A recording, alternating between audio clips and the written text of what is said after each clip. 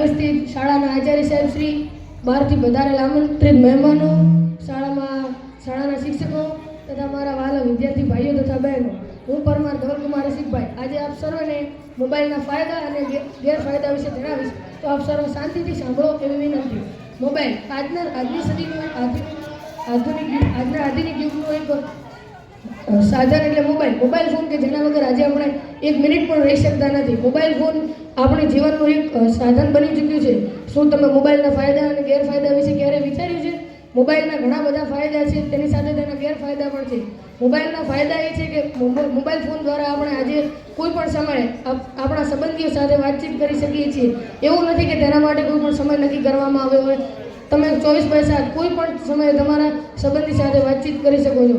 પહેલાંના સમયમાં મોબાઈલ જ્યારે મોટા હતા ત્યારે તે ઘરમાં રખાતા હતા, પરંતુ આજે મોબાઈલનું કદ એટલું નાનું થઈ ગયું છે કે તેને આજે આપણે ઘરમાં પણ ખિસ્સામાં પણ રાખી શકીએ છીએ. મોબાઈલ ફોનમાં પહેલાં ઇન્ટરનેટ વાપરવા માટે સાયબર કેફેમાં જવું પડતું અથવા તેના માટે કમ્પ્યુટર જરૂરી હતું, પરંતુ આજના સમયમાં 3G 4G અને 5G આવવાથી મોબાઈલનું ઇન્ટરનેટ સુપર સ્પીડથી ચાલે છે, જેના દ્વારા આપણે આપણું કોઈ પણ કામ કરી શકીએ છીએ. મોબાઈલ ફોનમાં અસંખ્ય એપ્લિકેશનો આવે છે જેના દ્વારા તમારું કોઈ પણ કામ સરળ રીતે થઈ જાય છે. મોબાઈલ ફોનમાં તે એપ્લિકેશન બેન્કિંગ સાથે જોડાયેલી હોય, ટિકિટ બુકિંગ સાથે જોડાયેલી હોય કે પછી તે ગીત સાંભળતું હોય, એપ્લિકેશન બધાના માટે એપ્લિકેશન છે. અને મોબાઈલ દ્વારા આપણે આપણા દુનિયાના કોઈ પણ ખૂણેથી આપણું કામ કરી શકીએ છીએ. સિક્કાના બે પાસા હોય છે. જેવી રીતે મોબાઈલના ફાયદા છે તેની સાથે ગેરફાયદા પણ છે.